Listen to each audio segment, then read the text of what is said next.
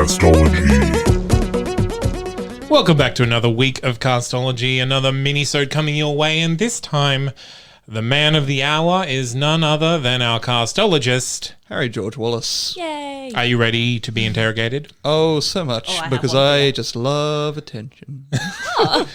I don't mind it, actually. It's fine. Depends on the day. And helping me interrogate young Harry this day is... For the record, is Brittany Taylor Hetherington. Oh, I don't like where this has gone. So, podcasts and you. What do you think about them? Why do you do what you do? Why are you the way you are? So I was thinking about this earlier, and I wrote a little note in my phone that all it read was Castology, and then there was a dash, and then it said Dragonology. I really enjoy being called an ologist of something. Fair. Because I was one of those kids who had all those ology books. I don't know if you are of my generational oeuvre, but like Egyptology and Dragonology and Piratology were all big things when I was a kid. I actually have the board game that for Wizardology. Oh, there you go. I love that. I started listening to podcasts in high school, kind of just as they were starting to come up and get big. What was your gateway drug? Oh, I don't even know what my gateway podcast would have been. Is it Joe Rogan? No, I've actually never listened to an episode of Joe Rogan. Oh, that lifts you a couple rungs in my view. I'm glad. I don't like to think about where I was already. No, I think maybe something like Serial. It might have been Serial. That's pretty fair. standard. But yes, I got into them. I started listening to them. I started using them as a way to keep informed. For a long time, I got very into NPR and the This American Life podcast and The Daily. That was kind of how I kept myself informed. And eventually I was like, I'm sick of just knowing everything about American politics. And I started to branch out into more Australiana kind of political things. My background is I have a double degree in journalism and arts majoring in English. So particularly when I was quite into journalism at the time, it was one of the ways that I kind of got a deeper understanding of the things that were going on in the world. So I listened to a lot of... The Economist used to have a podcast that was quite good. They've scrapped it since. And also The Economist is a slightly right-tilted view of the world. But yeah, that's my background in podcast. I also am a big appreciator of D&D podcast and storytelling podcast.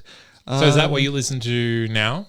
Or is it like a combination of the two? Or So on a daily basis, I will listen to probably a bit of both. In the mornings, I usually listen to like 3 or 4 short political podcasts to kind of catch me up on what's going on today.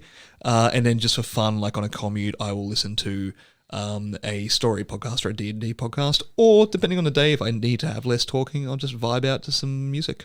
Sure. So what is the podcast? It may not be current, but what's the podcast that like when it popped up on your feed, you were like, yes, I'm listening to you? Just in general of all time? Yeah, just in general of all time. I think the most recent one that I can remember getting excited about like that was the Trojan Horse Affair. Yeah, cool. And like, it's really being a serial stan right now. But I do love that style of storytelling, and it was just an interesting subject to me. I really enjoy a piece of well-produced journalism, and I devoured that. That was excellent. The last podcast I recommended is also one that I listen to very regularly, Dungeons and Daddies. I was a big Reply All fan for years.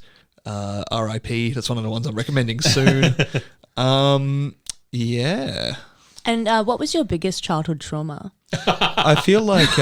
You don't have to answer that. I just No, in relation to podcasting. Yeah, sure, relating to podcasting. That's my what I meant. phone went flat in the middle of one time. Oh, no. I haven't quite recovered. Yeah, gosh. Especially when you're like in the middle of a drive and you're like, okay, I'm going to listen to this, and then it's like cuts off. I am one of those people who have spent an embarrassing amount of money buying headphones for myself because I have not had headphones at a certain time, or in the new age of Bluetooth headphones, they've gone flat, and I'm like, I cannot survive this next hour's commute without some form of stimulation.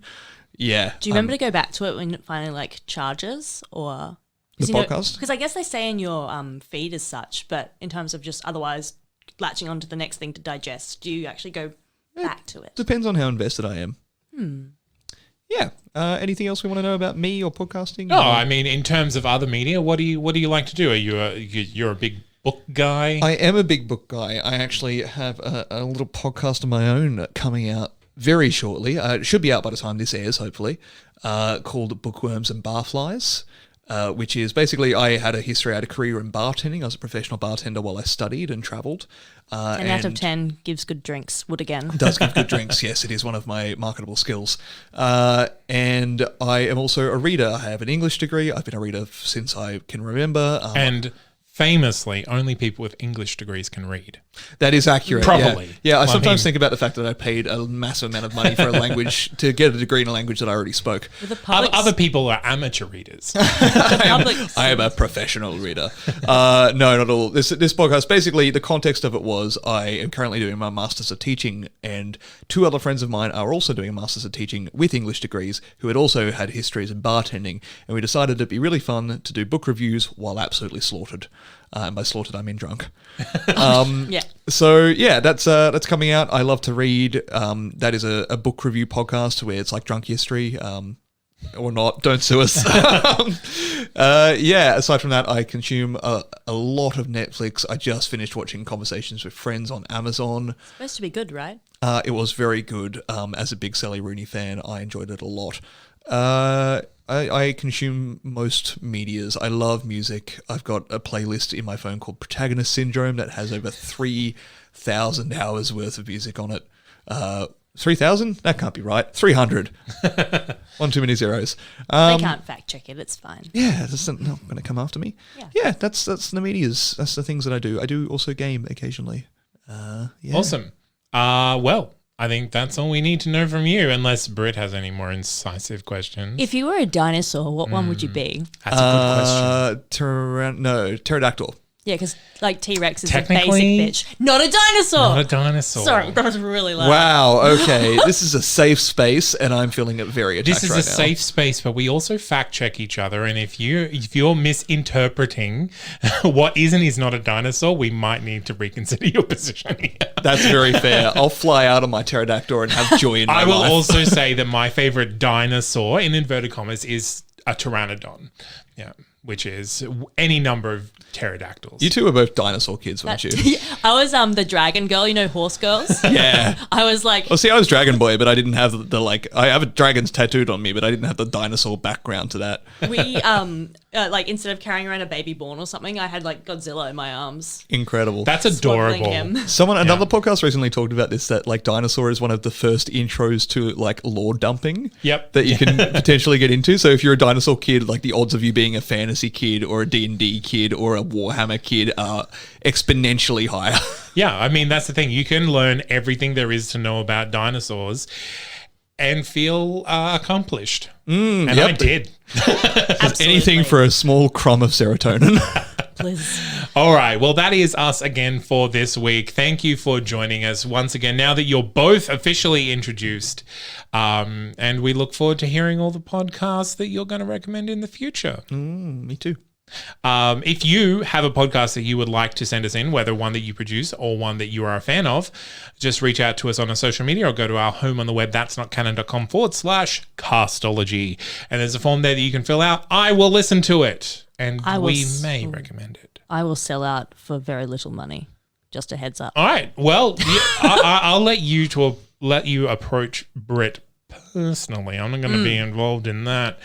But until next time, I've been Zane C. Weber here with Harry George Wallace. and Brittany Taylor Hetherington. keep listening to podcasts, everyone.